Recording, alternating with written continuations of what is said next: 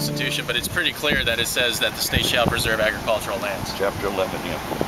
And tell us, tell us about that. And well, when we adopted well, number one, for those of you who don't know anything about my background, when I was in the legislature, I was, conservative Republican. But what I did was I put in all of the current environmental legislation that we have, protective legislation, came off of my desk. Now, Gene King, Sudal Beppu, Richard Kawakami all helped us get this stuff done. But this is an offshoot of that. And when I saw what they're trying to do with Hoopili, it goes so much, it just flies in the face of what all of that environmental protection is all about. And to take prime ag land that's actually producing food, we've got so much. If you fly like you watch the Dillingham in that area, you'll just see hundreds of acres, thousands of acres that are fallow. There's nothing going on, and we're paying huge amounts for everything that we buy here. And so that to do this is just wrong, and that's why I'm willing to fight against it. Now, the city contends that there's other agricultural lands that would be suitable that could replace Hoopili. That's not the point. The point is it's limited. The water supply is limited. We've already got strictures on that. There's legitimate reasons. We're going to have expert witnesses to back up what I'm talking about. Right now we're talking public policy, but I think it's very important. And I'm frankly amazed that the press would even talk to me about it. Let me play devil's advocate for a second here. The state land use process has been the same for 30, 40 years now. You have a land use commission, you have a planning commission, you have the city council. Ag lands have been rezoned and reclassified for residential development for decades now. Yes. Why, at this juncture, do you think it's possible for you to prevail on this kind of lawsuit? Well, for one thing, you've got productive agricultural land, number one. Number two, there's probably, I haven't got this thoroughly looked into, but the impact of the federal migratory bird law is involved with this.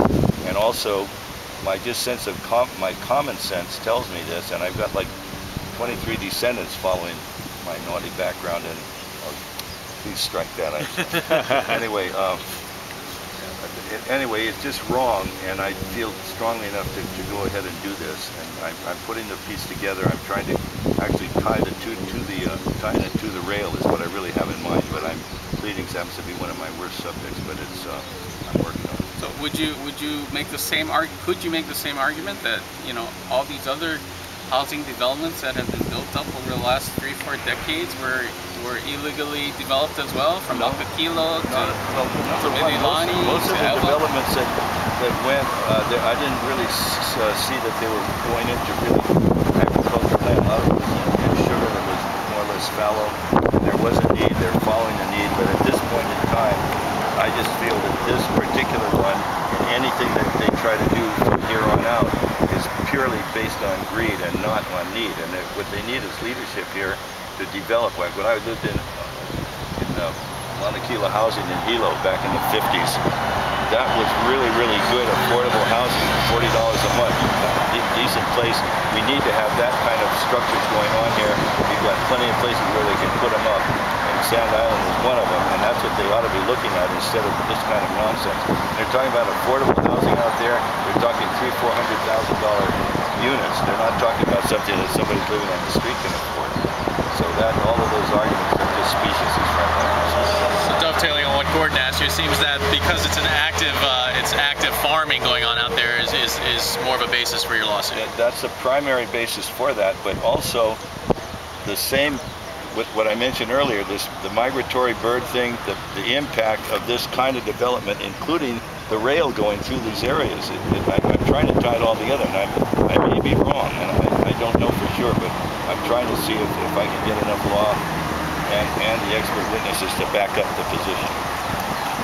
And how soon might you file this lawsuit, and will you ask for an injunction to stop any construction? Oh, well, if we file it, it'll be followed immediately with injunctive relief. By the way, I'm really old, I'm like 85, so I'm not a young guy, but I just feel very strongly about this stuff, and I really appreciate you guys paying attention to it. So, but I really like to compliment this fella. I asked him how he really felt, and he... Thanks so much, John. Thank you. Okay, thank you. So if this could work.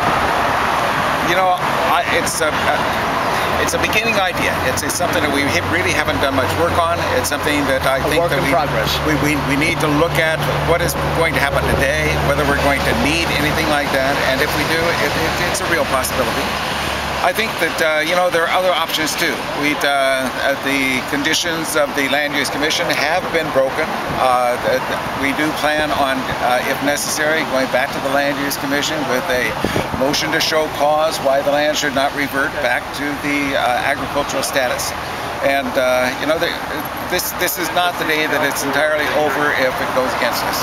And the two major issues are, of course, preservation of agricultural lands and traffic. Tell us about traffic. Traffic is just about as bad as it can get right now. We're at the top 3 in the United States, sometimes number 1. We are facing 58,000 houses that are already zoned and going to be put on that freeway. We've got only a possibility of 1 more lane. Right now, 95,000 houses are feeding 5 lanes, and we don't see how 165,000 houses can get by on 6 lanes. So it just doesn't make any sense. They've got to stop and realize they are really persecuting the people in our area. The current lawsuit is based on the idea of important agricultural lands. The fact that the Constitution requires the state to establish important agricultural lands, that the counties have the responsibility for that, and that they did not fulfill their obligation. That land should have been declared important agricultural lands long before it was sold, when it was still in Campbell Estate. You know, it was held off by Campbell Estate until the very last thing they sold in that area, because they always thought it would stay in agriculture. And now, you know, the idea that they sold it in 2006, immediately after that we have pressure to start putting it within the urban growth boundary and calling it urban is just ridiculous. It's all based on greed. And you're a party to that lawsuit, Keone? To that lawsuit? Yeah. No, ours is coming up right after that, which is based on the same thing. It's almost an identical lawsuit. We're waiting for Coal Ridge to be heard on the 21st of May, and then we'll be right after. And remind me who filed that original lawsuit? That's Eric Seitz, and that's the